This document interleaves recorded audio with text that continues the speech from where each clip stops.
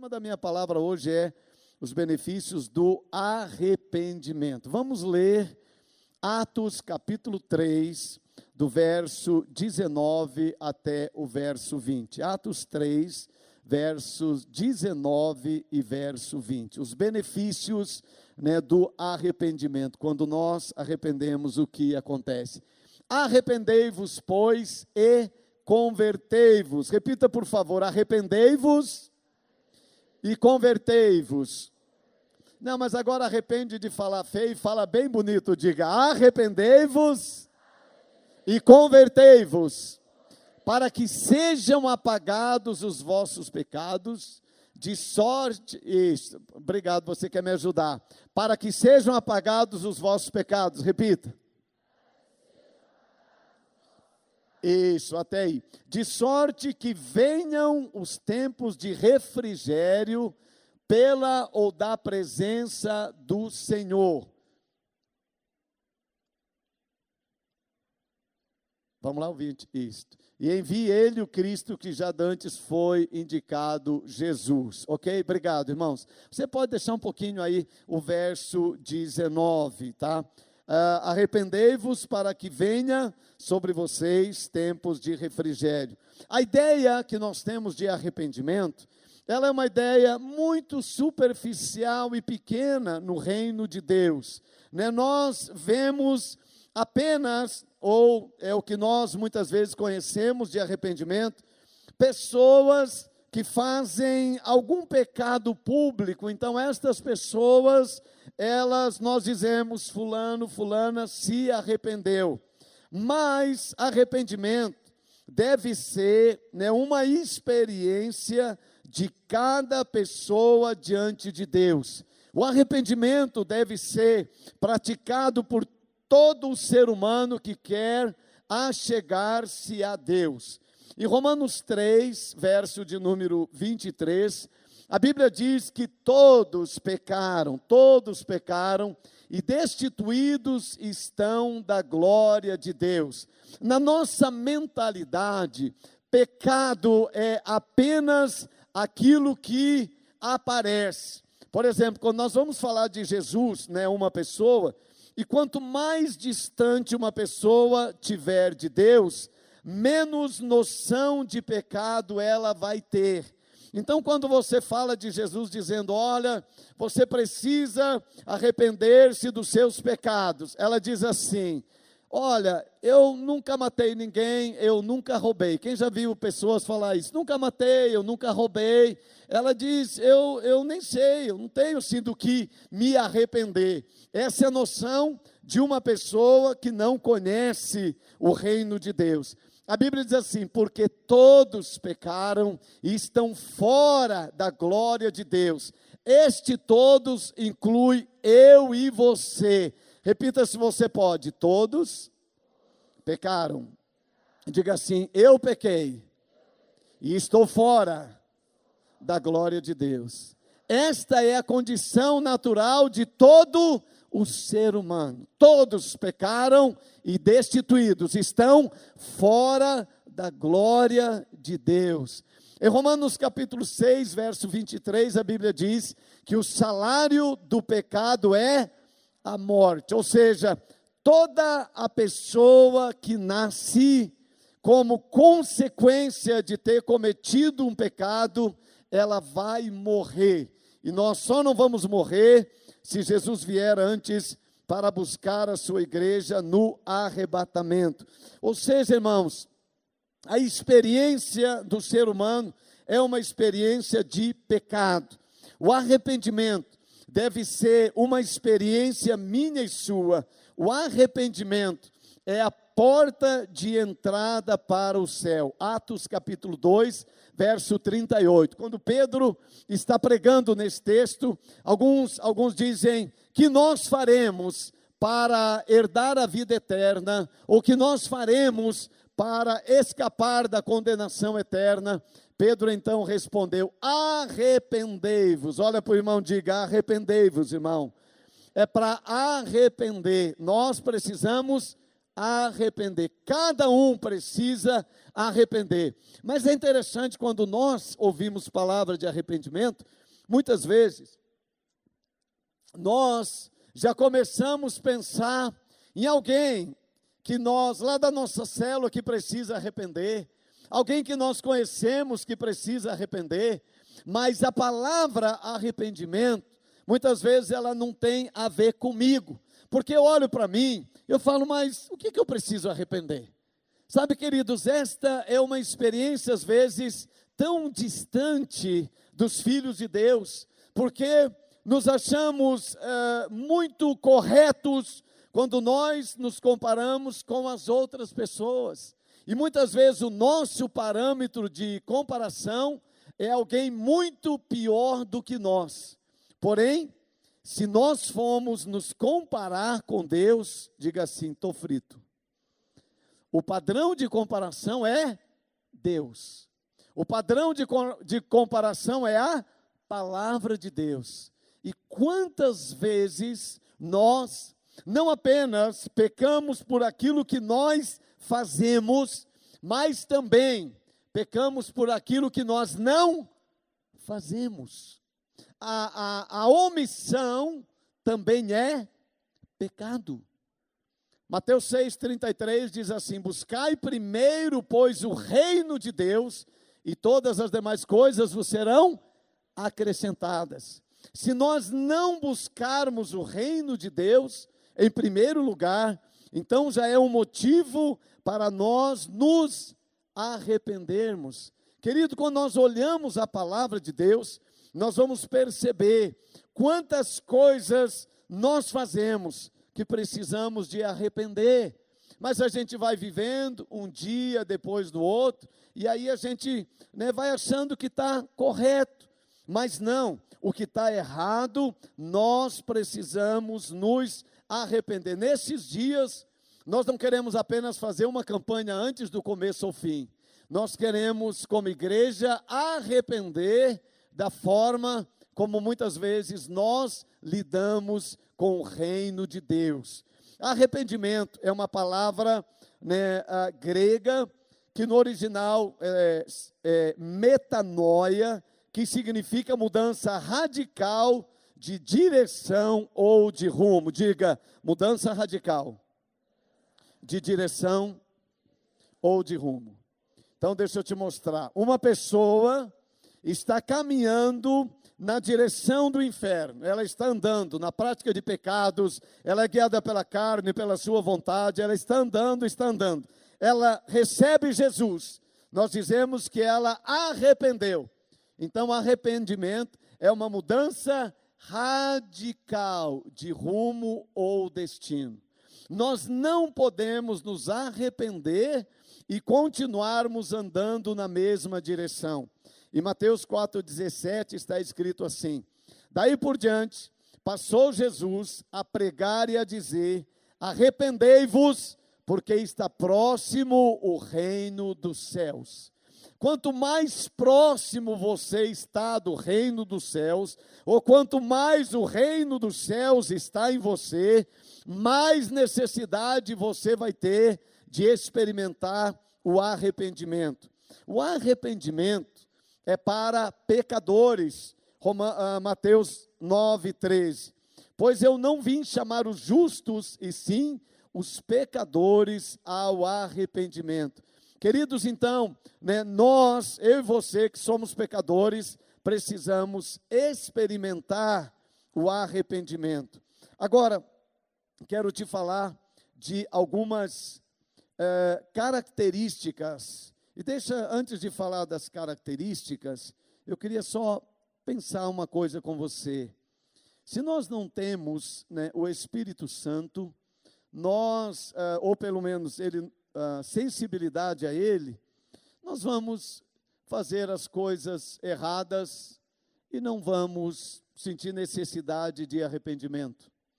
A nossa consciência não vai nos acusar que nós devemos nos arrepender. Mas se você é sensível a Deus e a palavra de Deus, o Senhor vai te falar em muitas oportunidades que você deve arrepender de alguma atitude errada que você está tendo.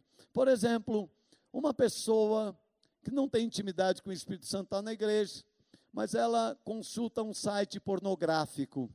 Ela talvez não vai sentir necessidade de arrepender, né? Ela vai, não é legal, mas também ninguém viu. Se ninguém viu, não dá nada não. Mas se você é sensível ao Espírito Santo, né, você primeiro nem vai querer se envolver com essas coisas. Queridos, por exemplo, né, hoje em dia, nós temos tanto acesso, por exemplo, à informação, que eu não estou aqui para julgar ninguém, nem estou vendo isso. Mas é possível que enquanto eu estou pregando a palavra, e Deus querendo falar com você, alguém esteja no celular, nas redes sociais, né, mandando uns recadinhos. É possível, isso nem toca, né, que a pessoa precisa arrepender. Quanto mais distante de Deus, menos nós sentimos necessidade de arrepender. Mas quanto mais perto nós estivermos de Deus, mais nós vamos querer arrepender. Deixa eu te falar de algumas características do que é realmente arrependimento. Uma pessoa que arrepende, ou eu quando arrependo, provavelmente vou experimentar, né, algumas dessas características. A primeira delas, Deus, quando nós fazemos alguma coisa errada, quando nós pecamos, Deus coloca uma tristeza dentro de nós. Quem já fez uma coisa errada e depois tinha uma tristeza dentro do seu coração? Quem já fez? Só os pecadores, né? Ficou triste, depois uma tristeza, uma coisa que te incomodava, né? Essa tristeza, a Bíblia diz que ela é colocada por Deus para nos levar e para produzir dentro de nós arrependimento. 2 Coríntios 7, verso de número 10. Né? A tristeza, segundo Deus, ela produz, pois, arrependimento, diz a palavra de Deus. Uma segunda característica, né, de quem arrepende é Mateus capítulo 3, verso 8, diz: produzi, pois, fruto digno de arrependimento. Deixa eu te dar uma outra característica. Agora, vem comigo aqui. Provavelmente, uma pessoa que arrepende de verdade, ela é mais ou menos a mesma. Jesus falou isso, né? Então eu posso falar. Jesus disse que uma pessoa, né, que quando ela é salva e depois ela volta a pecar, Jesus disse, é como o cão que volta ao seu vômito. Eu vou usar essa palavra bem ruim, porque ilustra bem. Quantos de vocês já tiveram a desagradável experiência de ficar mal do estômago, jogar tudo para fora, aí aquela coisa lá, você sabe que foi você que fez, mas é tão nojento que você não quer olhar, não quer nem limpar aquilo. Quem já passou por esta horrível experiência? É teu, foi você que fez, mas agora aquilo, meu Deus, que coisa horrível.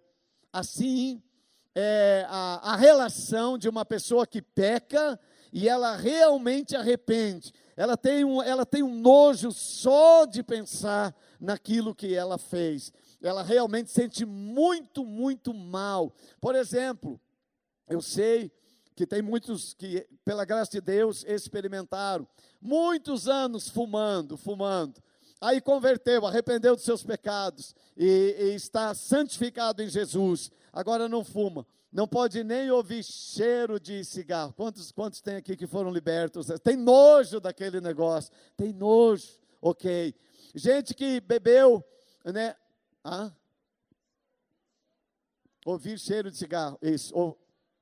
Ouvir cheiro de cigarro. Olha, isso é novo, né?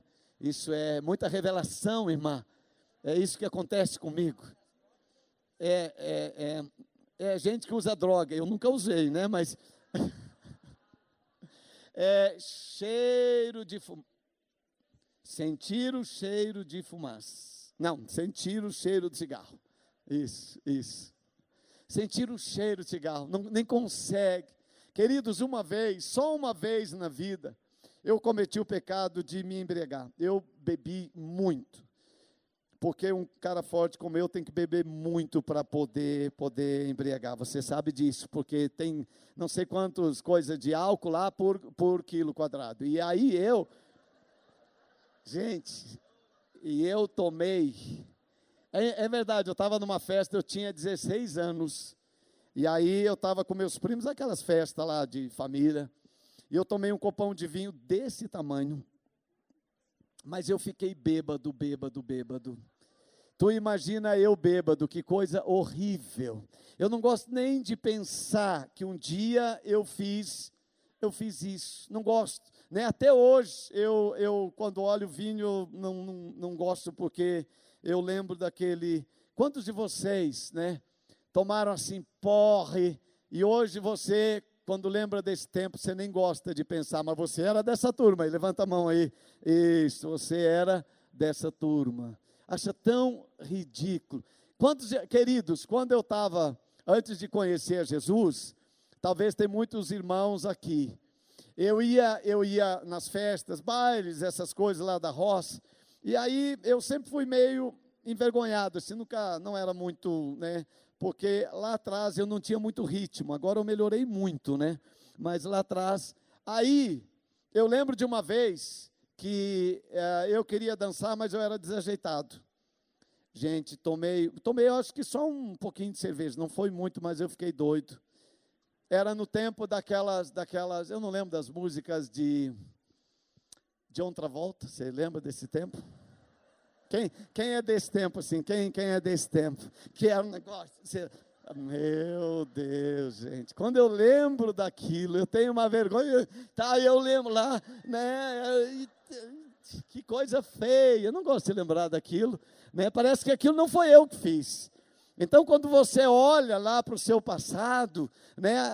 Você tem essa coisa... Né, tem nojo, você tem vergonha, né, do seu passado, das coisas que você fez. Isso é quando você arrepende de verdade, é isso que acontece.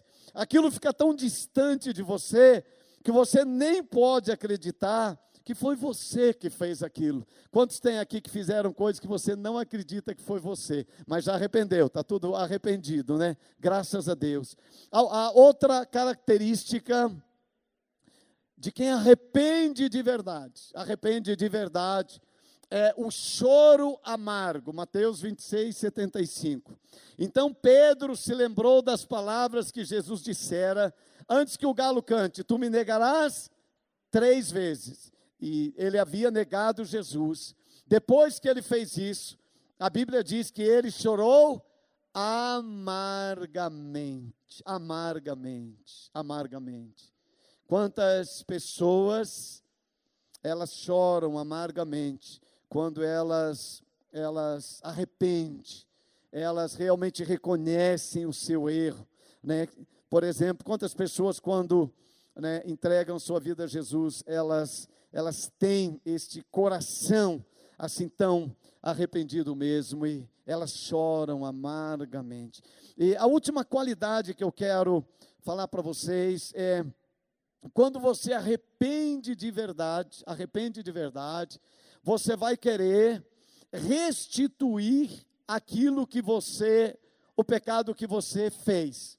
É claro que alguns pecados é possível restituir, outros não, mas você vai, por exemplo, vamos, olha aqui para mim. Vamos imaginar, eu vou praticar 2 pecados, ok? 2 pecados. O Jonathan, eu estou assim, né, estou com muita raiva dele por alguma coisa que ele me fez, eu não gosto dele, e eu decidi matar o Jonathan. Tá, morto. Jonathan morto. Morto, não fica morto, Jonathan, morto. Fica morto. Entendeu? Né? Eu pratiquei esse pecado na vida do Jonathan.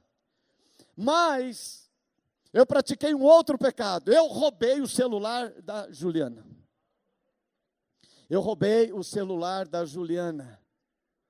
Agora, preste atenção. Zé Luiz, você não está aqui perto de mim, Zé Luiz? Por favor, você é uma pessoa tão importante nessa encenação. Fica, Jonah, morto, porque Isso, fica aí, morto, morto. Então veja só, agora, né, vamos imaginar que o Zé Luiz, ele não conhece Jesus, ele é meu vizinho, e ele usa umas coisas que não deve, e ele rouba meu casaco. Vai lá, Zé Luiz. Ele rouba meu casaco, e ele vai usar o meu casaco, como se fosse dele. Porque as pessoas roubam, elas ficam usando como se fosse delas. Então ele vai usar o meu casaco. Gente, quando eu olho para isso, não acredito que eu sou tão pequenininho, Zé Luiz. Eu não acredito. Ou você é tão grande. Mas o Zé Luiz está andando com o meu casaco pela cidade, né? Alguém convida ele para vir na igreja domingo à noite. Ele vem com o meu casaco. Se ele roubou, ele fez um pecado. Aí eu estou aqui pregando, falando, olha você que é um pecador, né? Você que hoje à noite quer arrepender dos seus pecados, entregar a sua vida a Jesus, venha na frente. Quem vem na frente? O Zé Luiz. Mas ele vem com o meu casaco. Aí eu falo, olha, você que entregou a sua vida a Jesus hoje, todos os seus pecados estão perdoados. Se alguém está em Cristo, nova criatura é, as coisas velhas já passaram, eis que tudo se fez novo. Você está perdoado total. Ele está perdoado? Sim ou não? Está perdoado. Agora, o que ele deve fazer com o meu casaco? Ele deve restituir, devolver. Pastor Odilon, eu já pedi perdão para Deus, Deus já me perdoou, mas eu quero pedir perdão para o pastor, eu roubei o seu casaco. Me perdoa, por favor, me perdoa. Que crente bom esse novinho, hein? Já pensou assim, que maravilha? Olha, pensa uma coisa, meu irmão. Pensa uma coisa. Quanta gente converteu, arrependeu, morto. Deixa eu terminar. Olha para mim. Quanta gente realmente arrependeu, mas tem coisas guardadas que deveriam ser restituídas. Quanta coisa, meu irmão, que precisaria ser restituído. O telefone da Juliana, se eu arrependo de verdade, eu tenho que restituir, devolver. Mas, com o morto, o que eu faço? O que eu vou fazer com o morto? Me diga, o que eu vou fazer com o morto? Me diga assim, não tenho o que fazer. Diga bem forte, não tenho o que fazer. Ele vai precisar ficar morto até o final da reunião.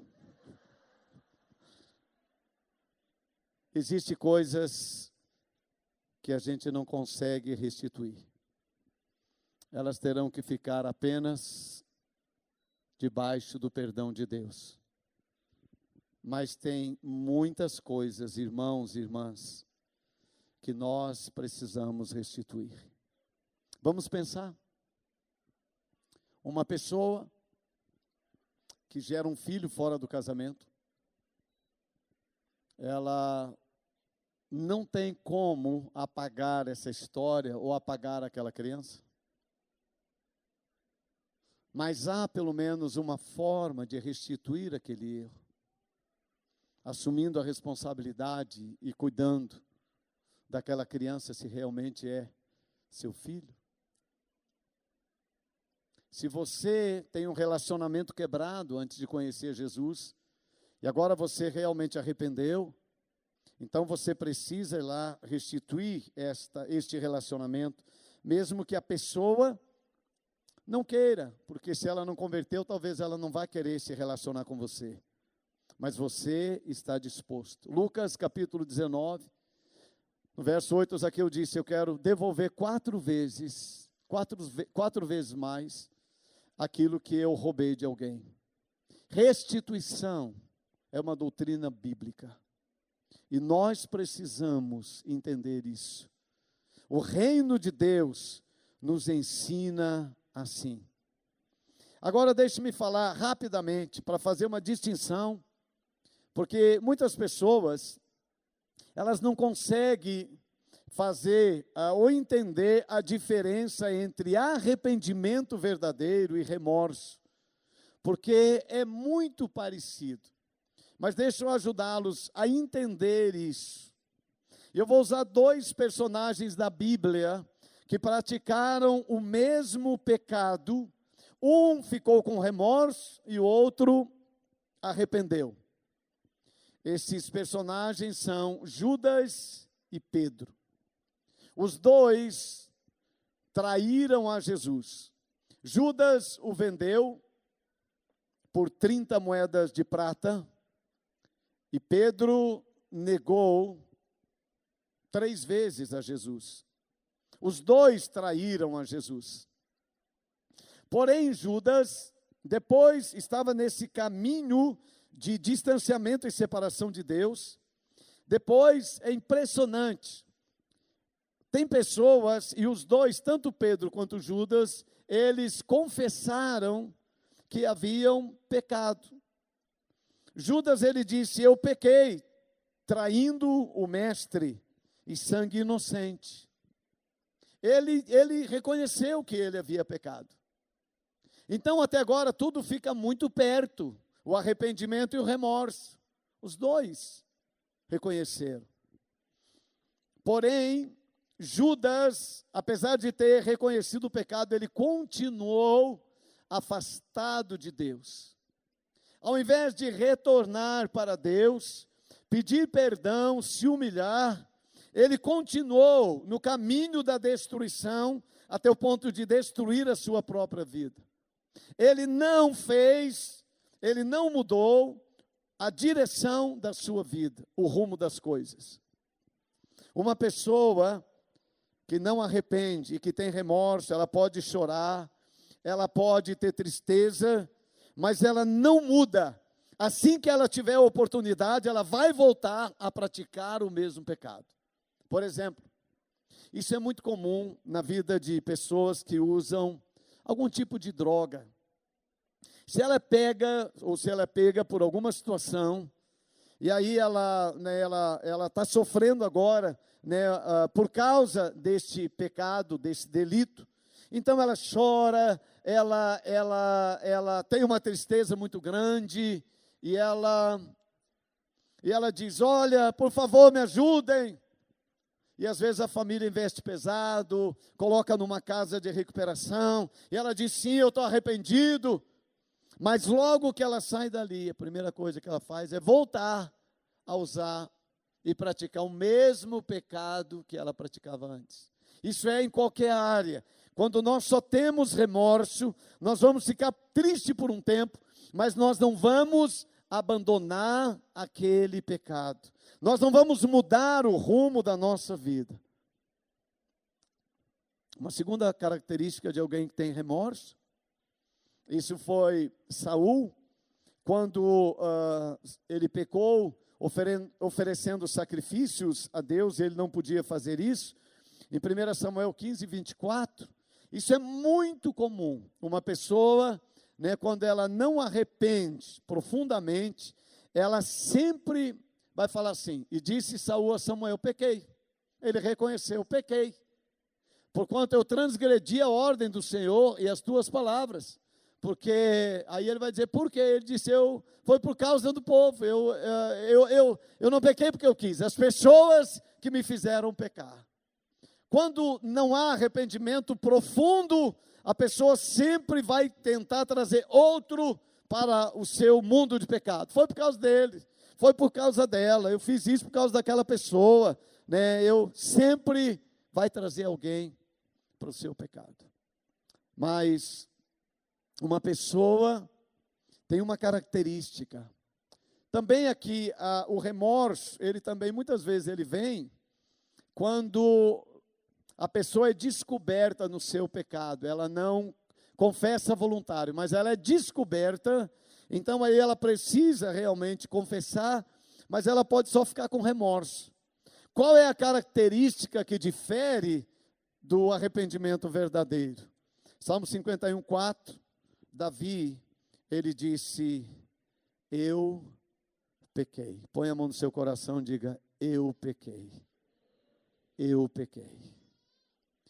Toda pessoa que arrepende de verdade, ela vai dizer: eu pequei. O filho pródigo, em Lucas 15, 21, ele disse: eu pequei. Eu pequei. Quando nós temos uma experiência com arrependimento, nós vamos dizer: eu pequei. Eu pequei. Esta convicção que nos leva primeiro a entregar a nossa vida a Jesus. Porque nós pecamos, estamos destituídos da glória de Deus, então precisamos arrepender para que sejam cancelados os nossos pecados. Primeiro benefício de nos arrependermos, diga benefício, é ter os nossos pecados cancelados. Mas agora, se nós não temos noção de pecado, nós não temos noção do que foi cancelado. É por isso que muitas vezes nós temos de alguma forma, quase uma displicência em relação às coisas de Deus. Porque nós nos achamos tão certinho, nós nos achamos tão corretos, que Deus tem a obrigação de nos receber diante dEle. Nós não fizemos nada de errado. Nós não matamos, nós não roubamos. Então, somos bonzinhos demais. Mas quando nós entendemos a palavra, que nós pecamos e merecíamos a condenação eterna, então nós começamos a ter a alegria, porque os nossos pecados foram cancelados. Diga assim: meus pecados foram cancelados. Lembra daquela coisa horrível que eu perguntei no começo lá da sua vida? Ou no começo desta palavra? Aquilo que você fez e não queria que ninguém descobrisse? Se você arrependeu de verdade, aquele pecado foi cancelado. Você vive como se você nunca tivesse praticado aquele pecado. 1 João 1,9 diz: se confessarmos os nossos pecados, Ele é fiel e justo para nos perdoar e para nos purificar de todo o pecado. Queridos, essa notícia a igreja precisa compreender, receber e entender. O meu pecado, quando eu entreguei minha vida a Jesus, quando eu confessei o meu pecado, o Senhor, Ele perdoou, Ele cancelou a minha dívida. É como se aquele pecado nunca tivesse existido. Quando Deus olha para mim, quando Deus olha para você, através de Jesus Cristo, Ele não vê aquele pecado. E agora, deixa-me ler um texto que tem abençoado a minha vida e vai abençoar a sua. Isaías 43, 25, está escrito assim: eu mesmo sou o que apago as tuas transgressões por amor de mim, e dos meus pecados eu não me lembro mais. Eu mesmo sou o que apago as tuas transgressões por amor de mim, e dos teus pecados eu não me lembro mais. Diga assim: Deus já esqueceu dos meus pecados. Queridos, quando nós arrependemos de verdade, Deus, Ele apaga. Faz assim com a mão: apagou. Faz assim com a mão bonitinho: apagou. Apagou os meus pecados. Deus não lembra mais. Eu entendi uma coisa aqui. Quando Pedro, ele negou Jesus, e a primeira vez, depois que Jesus ressuscitou e encontrou a Pedro, me chamava a atenção que Jesus não falou sobre o pecado da traição de Pedro, o que seria tão natural para cada um de nós. Se alguém pecou, nós vamos ficar falando do pecado desta pessoa, mas Jesus não falou do pecado de Pedro, porque Jesus viu que Pedro tinha arrependido, E naquele momento, Jesus não lembrava mais que Pedro havia pecado. Jesus esqueceu do pecado de Pedro. Queridos, é interessante, eu ouvi esses dias um pastor falar algo que me chamou muita atenção, e nisso eu também preciso arrepender. Quando uma pessoa confessa seu pecado a Deus, e Deus perdoa, ele esquece. Mas nós continuamos falando. Nós não esquecemos. Isso é um pecado grave que nós cometemos diante de Deus. Porque parece que queremos ser, ou somos, na verdade, muito diferentes de Deus. Toda vez que você, e esse pastor diz, toda vez que você está falando sobre o passado de uma pessoa, principalmente dos seus pecados, você não estará a serviço de Deus. Porque Deus não está interessado no seu pecado que Ele já perdoou, Ele esqueceu. A única pessoa interessada no seu passado é o diabo. E toda vez que nós ficamos falando do passado de alguém que já foi perdoado, nós estaremos servindo ao diabo. Quando aquela mulher foi apanhada em adultério, os homens trouxeram a Jesus e falaram, há pouco tempo atrás, ou seja, no passado, esta mulher foi apanhada no ato do adultério, ela deve ser apedrejada e morta, e nós trouxemos aqui, para que o Senhor pudesse conduzir esse momento do apedrejamento. E Jesus disse para aqueles homens, se há alguém entre vocês que não tem pecado, atire a primeira pedra. Porém, aqueles homens reconheceram a sua condição de pecadores, e eles foram embora. Jesus ficou com aquela mulher. Jesus, percebendo do arrependimento daquela mulher, ele disse, mulher, aonde estão os teus acusadores? E ela disse, Senhor, nenhum deles estão aqui.